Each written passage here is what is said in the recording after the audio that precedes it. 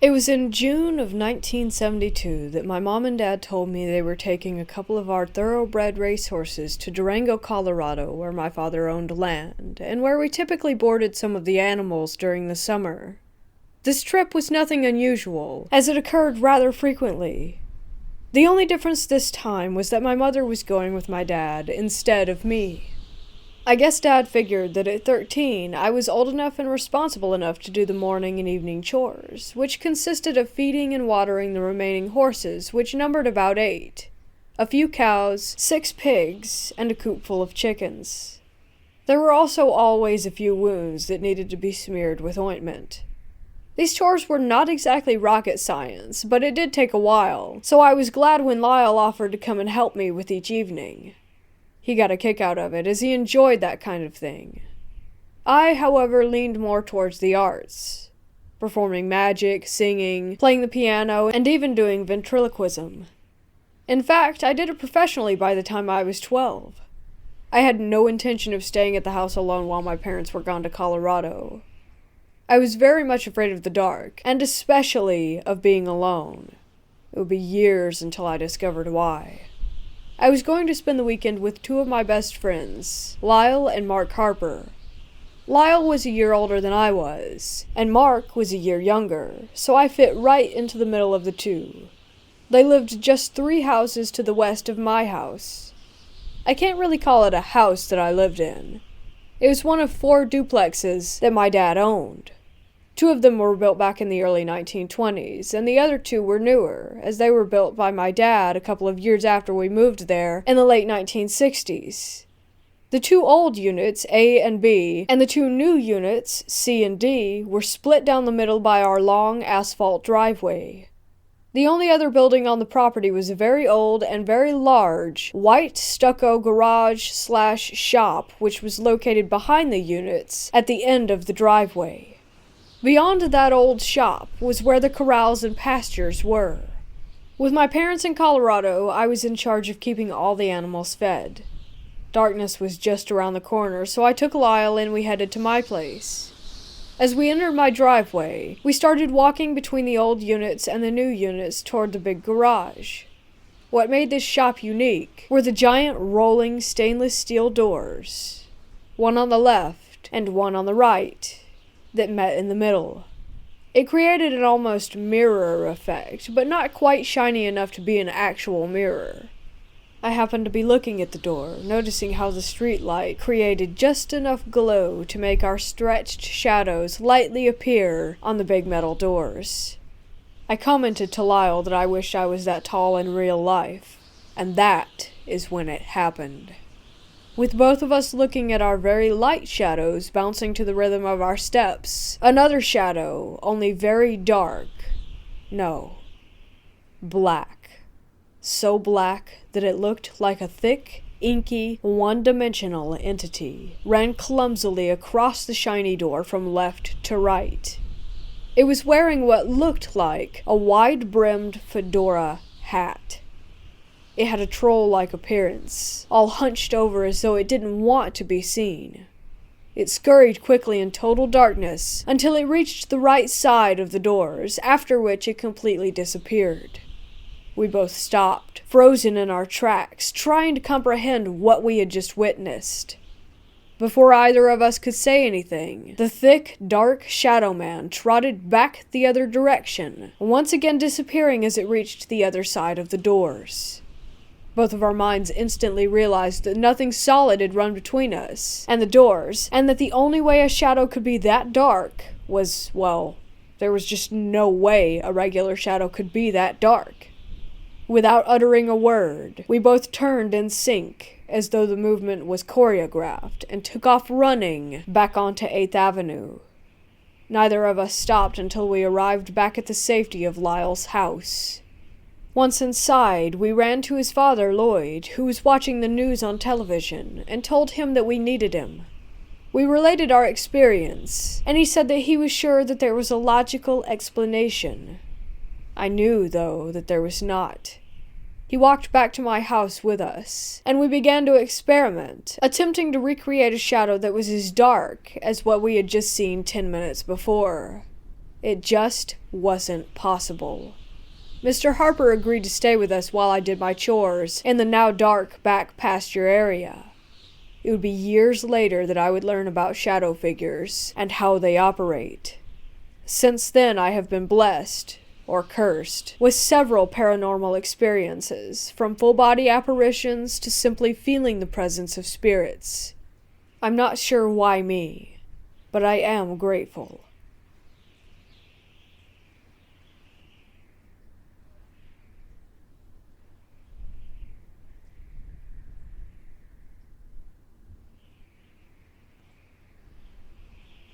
This happened when I was around 10, in a house where the second floor was still under construction. My mom and grandma had a major disagreement back when we were living in Toronto, and my grandma decided to move to her home country, Ecuador. Soon after, due to complications, my mom decided to give in and follow her. We moved in with my grandma, but since the house was a little small for 4 people, and since my great-grandmother was soon to be moving in as well, my family decided to extend a floor. For the meantime, my great-grandma was staying in a room extension with her own bathroom because she would have accidents frequently. The room was an extension outside, close to the main door. My great-grandma was really old, but still cognitive enough to have fun conversations with, so I would spend a lot of time talking with her outside. She started telling me about this little green guy that would visit her at night, and he would just sit on the TV and watch her. In South America, we grew up talking about duendes, leprechauns that would mess with people wandering around strange areas at night. It's kind of our folklore, like the chupacabras or skinwalkers. But since my grandma was getting old, my mom would just brush it off and blame it on her aging or her mental health.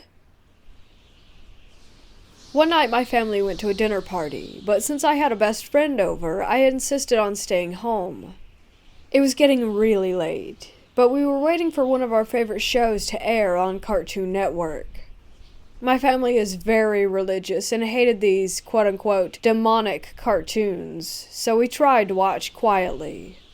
I was under the impression that my great-grandma was resting in one of the rooms behind us, in my mom's room, because I kept hearing noises coming from down the hall. Suddenly, I hear my grandma's walker clicking its way out of the room, so I quickly turned off the TV and told my friend to be quiet. We hid under the blankets and waited until my grandma went back to the room. She used to walk with one of those 4-legged walkers, and would take her time as she moved. We thought she was just going to use the washroom, so we decided to wait it out.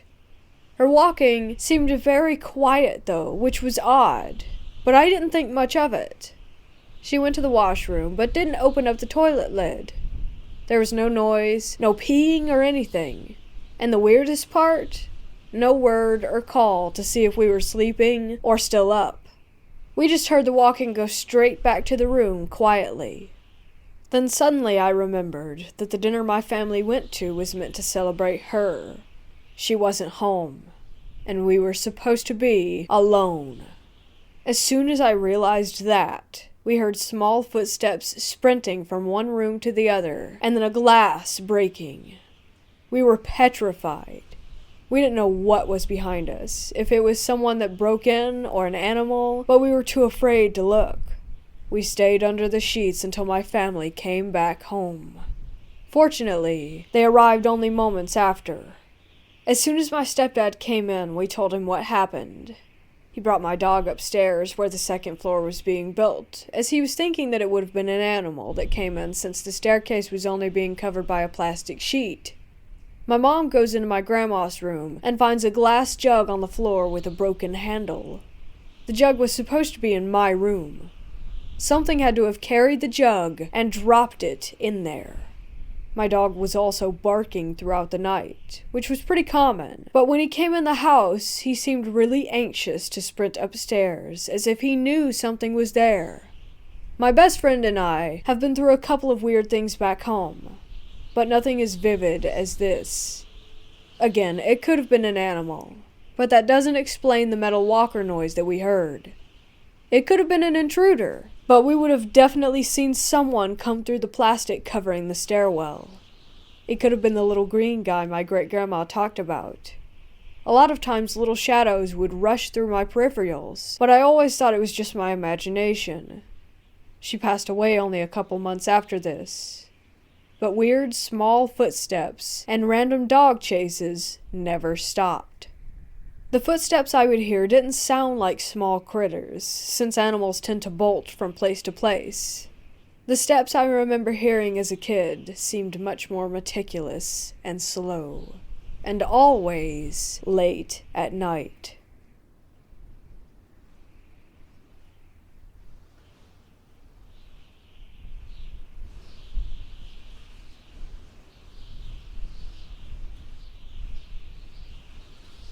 So I had to shut it off so that I could live a normal life again without seeing them.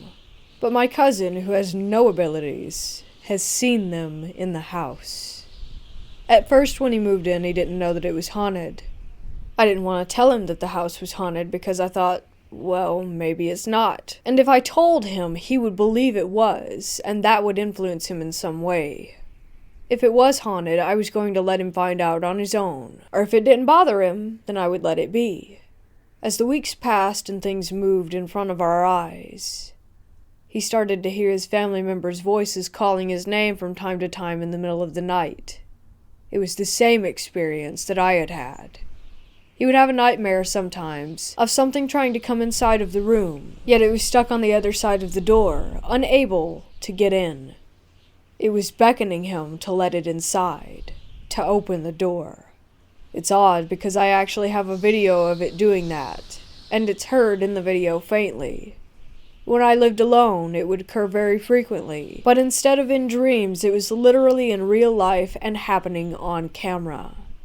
I did not show him the video beforehand, so there's no way he could have known. Eventually, I did open up to him about it being haunted, but that it's not really a big deal or anything, since my family ends up in the haunted house usually, for some odd reason. I explained that if we made excuses and such, that the activity would remain low.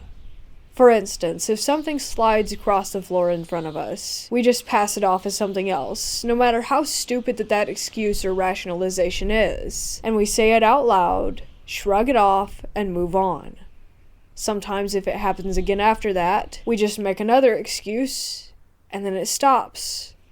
If something pounds on our walls from all directions, which only usually happens for a few seconds, we just ignore it, and make another excuse, and then life goes on as normal. My cousin would be laying in bed at night, and he explained that he would see this almost rippling kind of apparition.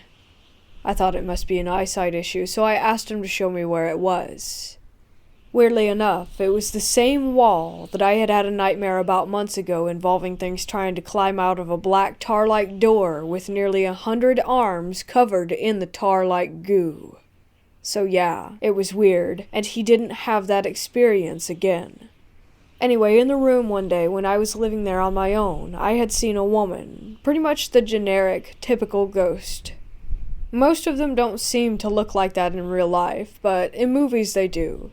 Just a young woman who floated through my bedroom door and then through the wall beside it. Nearly entirely see-through, and from the waist down, she looked as if she were made of mist or fog. No color at all, and also in a very old, almost wedding gown type of dress. Also in the room, I would often see glowing white, circular orb-like things that would float and then leave. Almost like a flicker, but I thought it was just, I don't know, a headache or whatever. But it was always in one spot of the room.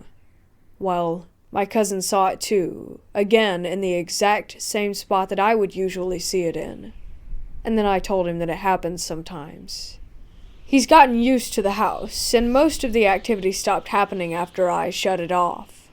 I also bought a little spirit box and would use it outside whenever the activity would go up. Soon after I went back inside, life was back to normal and the activity would subside for another month or two. Before the spirit box, the activity was nearly unlivable, dangerous almost. Now it's extremely silent, like we have an actual home now. If anything, it's just a house that happens to be haunted, but a house nonetheless. With all of the haunted houses my family and I have lived in, my only advice is to never let a haunting consume you.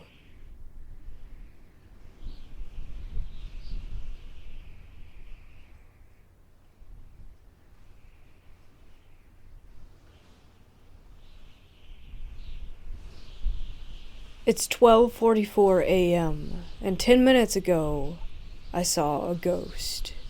I live in the basement, which is almost finished, so it isn't the creepy, empty stages anymore.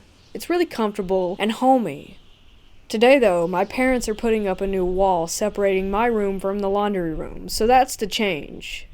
It's a little uncomfortable tonight, and I do admit that having such an open space where I could see and not see everything is a little spooky, but I wasn't actively thinking about it, and I was actually really relaxed and just scrolling through TikTok on my phone. This is the setup. I have my bed in the middle of the room, my TV is adjacent from me, on, playing Family Guy. I'm facing left, which is facing the laundry room, and the almost built wall. There's a small landing that goes to my sister's room, which is also in the basement. The back storage room, which the light was on, and then the stairs that go up. My fan, which is also to my left, is on. I can't hear a whole lot besides the fan, my phone, and the TV. My phone is positioned almost directly in front of my face, but with what I saw, it was not in my peripheral, it was directly next to my phone's screen, so I clearly saw it. A half-white figure walked past from the landing into the laundry room. I could only see the bottom half of it. It was clearly opaque white.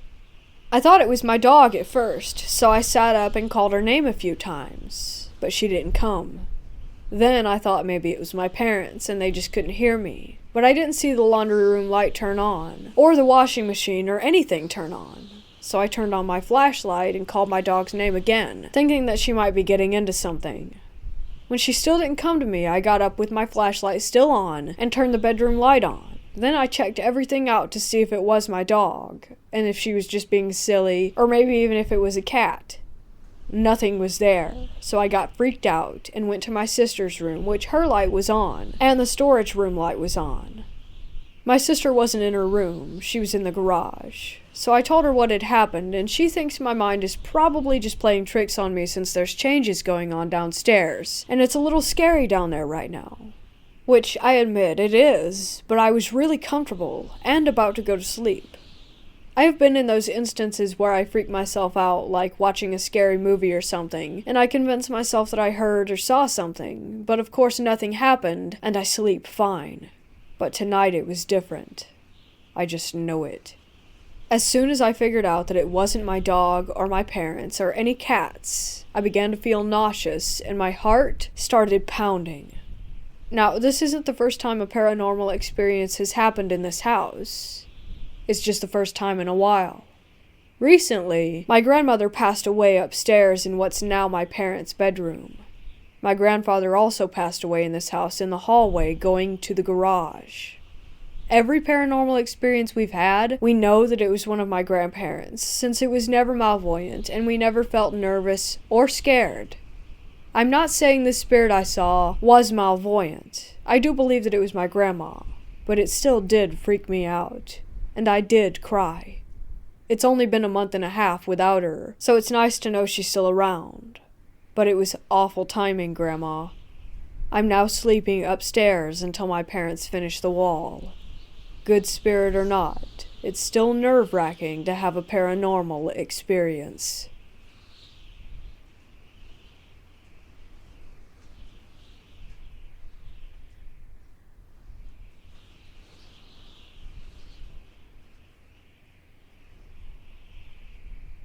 This is a story that happened to me when I was just a fresh graduate, starting my first job at a temp agency.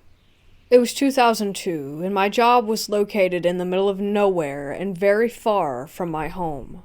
Therefore, I took the effort of doing most of my job in the office till late at night, since I do not wish to come home and continue with work.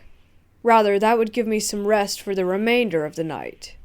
I usually stayed up even later on Fridays, knowing that if I finished the work fully, the weekends would be golden for me. So, this story occurred on one of those Fridays when everyone else had already left. After making my prayers for the night, I continued with my work. There was no one I believed that was in the office, but I felt a presence. Perhaps it was another coworker working late just like me.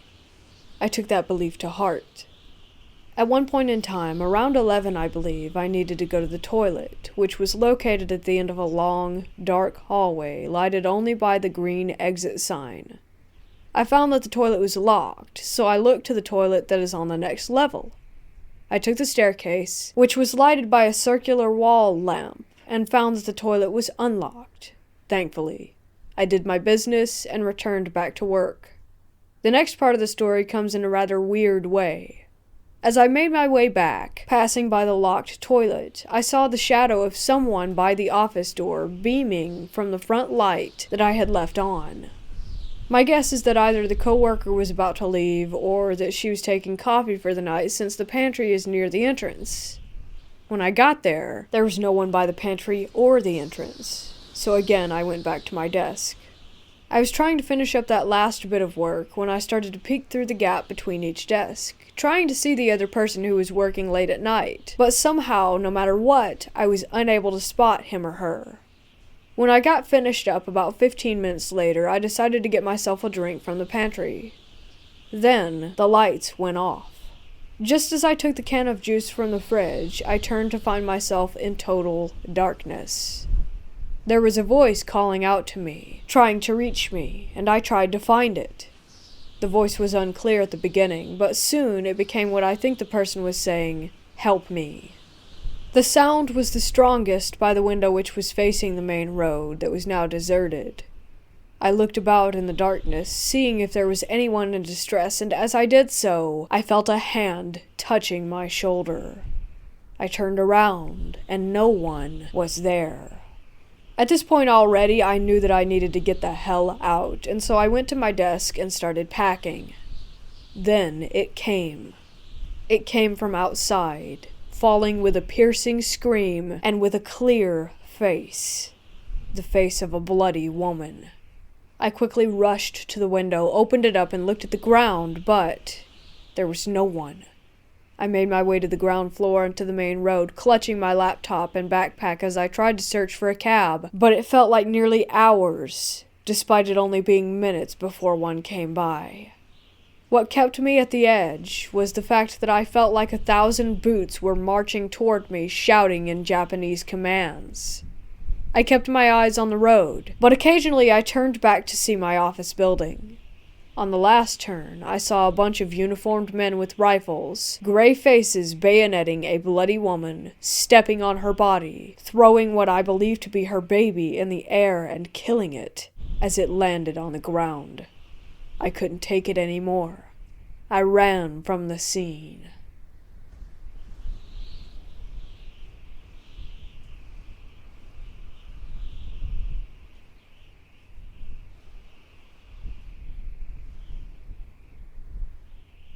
Recently I moved into a new house.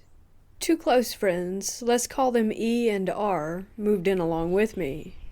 When we went to view the house, nothing seemed off about it. However, about a week in, we screwed up. E had been cleaning out the attic and came across a wooden box. It looked fairly new and we didn't think anything could ever go wrong with it. E and I looked inside the box. All that was there was 4 candles, an old matchbox with no matches, and a small wooden doll. E and I set it aside, not interested. We ended up putting it back in the attic, apart from the doll, which R wanted to put in her potted plant. We proceeded with our sorting and forgot all about the box. That night, when I went to bed, I felt as if I were being watched. It was unnerving, but I eventually fell asleep. A few hours later, I heard something bang against the floor above me. I would have brushed it off as as his room was up there, if what had happened next didn't take place. For a bit of background knowledge, in September of 2017, R was in a car crash. The others were fine, but R ended up in a wheelchair. R called out for me. It wasn't calm as it usually was, but frantic. I moved into her room, and she asked me if I had heard the crash. I told her I had and thought that it was just E. She looked me dead in the eye and told me that E was working a night shift. It was unlike her to be so flustered, so I offered to stay with her, which she accepted. Soon after, we began to hear light footsteps and giggles outside R's room. We were scared, but continued to try and tune it out. R fell asleep, but I stayed with her, scared shitless by possible ghost children. Eventually, the stupid undead kids stopped running up and down the halls, so I assumed they left. I was then able to fall into a well-deserved slumber.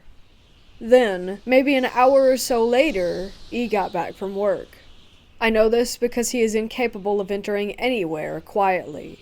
And then he screamed, like a grown man screaming as if he were a little girl. He ran up the stairs into my room, and then out of my room because I was with R, and then he ran into R's room. He then told us what had happened. Apparently, he'd been putting his work bag down, and felt as if he were being watched. He looked up, and for a split second saw a little boy and girl holding hands. Now, normally I wouldn't have believed anything like this, but he's an honest bloke, and I saw the look of terror on his face.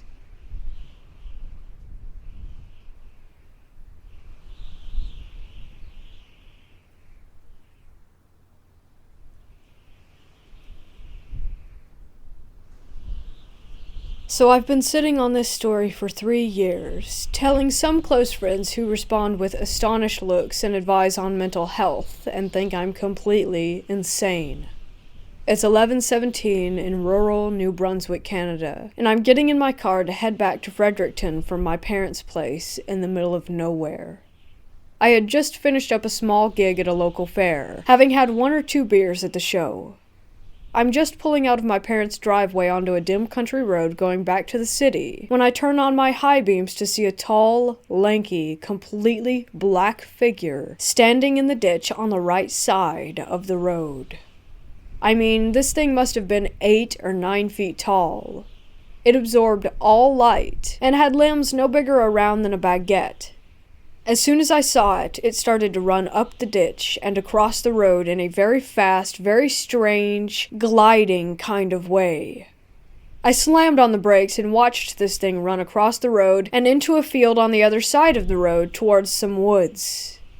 I'm getting goosebumps writing this, but I could still see its silhouette speeding across the field in my neighbor's yard as it went into the black of the night. I stopped for a moment, shivering, before speeding up the road to a safe distance. I had no idea what I had just seen, so I called my mom to tell her that I had just witnessed this tall, alien-looking creature less than 100 meters from our home. She and my sister searched online with what I had told them, and came back with an article on the Black Stick Man phenomena, which fit exactly what I had seen on this normal August night in New Brunswick. This experience has really opened my mind to the paranormal, so for that I'm almost thankful. I was looking over my shoulder for a few weeks, afraid to go out at night, and I still feel unnerved when thinking about it. I haven't seen anything like it since, but have had some experiences with spirits growing up in what my whole family agrees is a haunted house.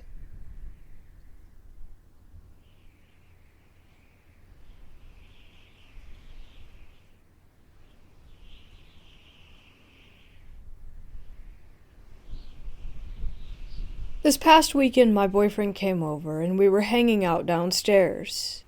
I soon got tired, so I ended up going upstairs to my bedroom.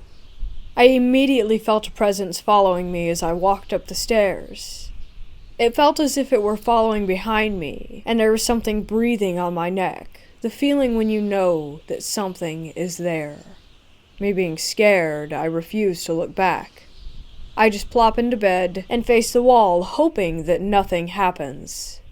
I still feel like there's something there, but this time it feels like someone is just watching me sleep. Then it starts to get hot. Even though I was scared, I turned to open the window, and there is a holographic type of ghost hovering over my bed. I turn around again, not getting up. I lay there facing my wall, so uncomfortable for a minute or two. I quickly get the courage to open the window and go lay back in bed, but before I get there, my LED TV starts flashing and changing the color mode. Mind, these lights only turn on when the TV is on because they're connected to my TV's USB, and I was unable to turn them on myself when the TV was off. I quickly grabbed the remote and turned it off.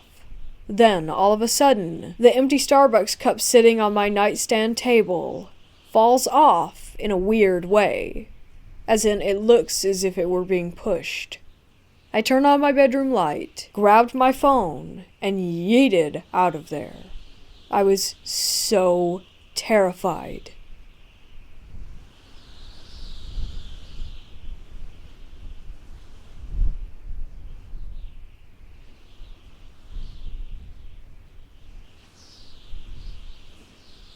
One early summer morning in 2000, I got up and ready to drive my mom to her job at a local retirement home. It was dark starting out, but the sun was gradually coming up. I dropped her off and started returning to her house. Halfway back, driving on a country road densely populated with trees and houses, I noticed a car coming because I could see its high-beaming lights from a short distance. I also saw a large, jet-black dog in my path, standing completely still with its head pointed forward. It had a slender build. Having only a few seconds to think, I decided to continue forward and brace for the impact from running into its body. I closed my eyes as I got the closest to it, and continued to drive without swerving, and to my surprise, I felt nothing. I slowed down to check for the dog, but there was absolutely nothing back there. As I continued my drive, I felt strange because there was no way that I would have missed that animal. It was not facing me. It was facing right. I would have struck it broadside. Anyway, I'm thankful I didn't swerve. I feel like had I swerved, things would have been very much different for me today. I do believe that I could have died.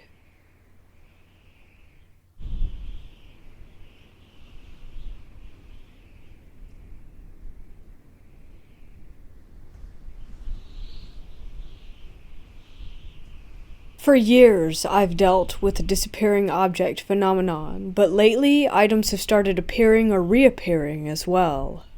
Just this morning, for example, I woke up and went into my kitchen to make coffee, and a random pack of paper coffee cups was sitting in the middle of my kitchen counter.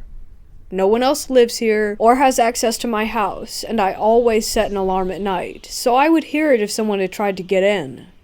I literally have no clue where this pack of coffee cups came from. It just appeared out of thin air. I'm grateful in a way, because it sure was convenient to have the cups this morning, but still, who put them there? I even checked my Amazon history to see if somehow I bought these without remembering, but no such purchase was there. I've had other objects randomly appear in my bathroom too. Lip glosses that aren't in a color that I would normally buy. I've had strange food items that I didn't buy appear in my pantry too. Boxed soups, ketchup, I don't even like it. Mustard, don't use it that much. And a random bottle of soy sauce.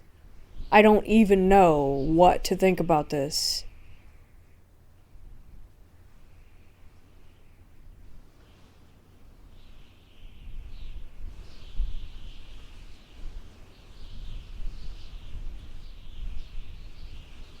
One night when I was about 16, I walked outside onto my front porch after an argument with my mom and her husband. After about an hour of pacing and talking myself out of just leaving, The sun was setting, so I turned back and started heading back toward the house. When down the hill, about 150 yards, I see something slowly walking out of the tree line that looks to be a young woman in a dress. But the setting sun is shining off of whatever she's wearing. I don't think it's normal, and I'm a little freaked out, so I run inside and grab my binoculars. I come back, and she's only moved a few feet, walking very slowly, long steps. I focus in, and she's glowing. Gold, and she's dressed like a nun. Again, she was glowing gold. I've never seen her since, and I've spent the last 12 years searching for answers of what I witnessed that day.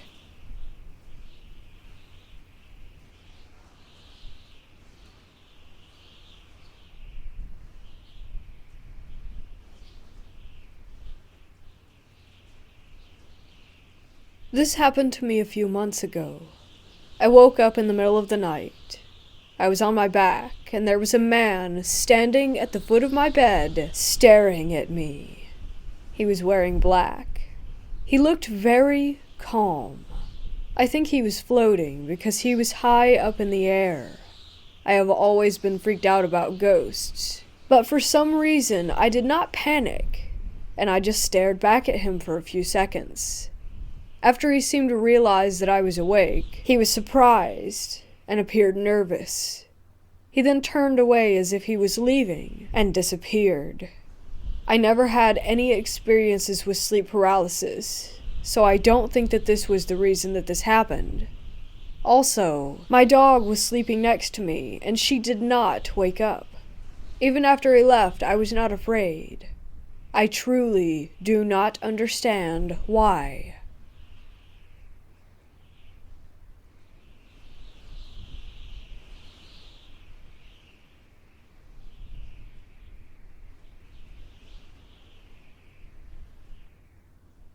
There's a ghost inside of mine and my girlfriend's new home. We've heard stomping in the kitchen in the middle of the night, among lots of other things. The issue that I have is that I wonder why it never shows itself or does anything in my presence. I've come home to doors open, and the animals in the corner shaking. Or I'll hear things in the other room falling, and sure enough, there will be something on the floor, but it never does anything while I'm in the room. My girlfriend, however, has seen the ghost, has had it open doors that she was next to, and heard it whisper. Is my energy off-putting to the ghost, or does my girlfriend attract it through her fear? I do not fear the ghost, and view it as more of an annoyance than anything, whereas she is terrified of it.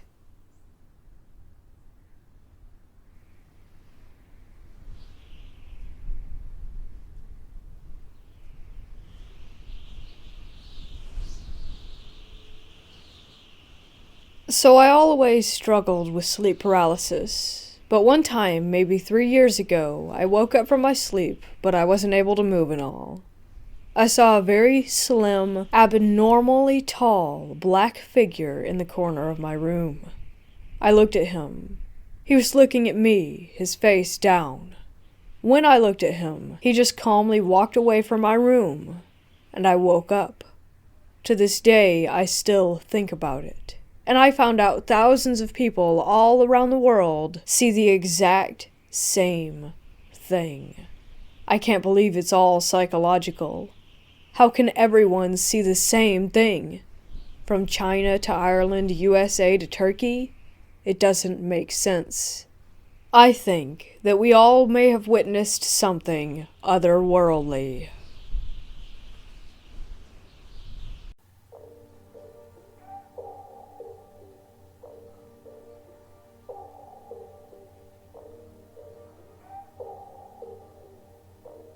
Alright everyone, I hope you enjoyed these true scary stories, and if you did, make sure to hit those like and subscribe buttons for me along with that notification bell to stay updated on all the latest content.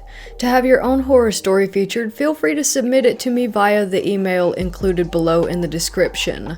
Also down there you can find the links to other playlists with lots more awesome creepy content for you to enjoy. Thank you so much for watching, and I'll see you again soon. Until then, don't forget to embrace the terror.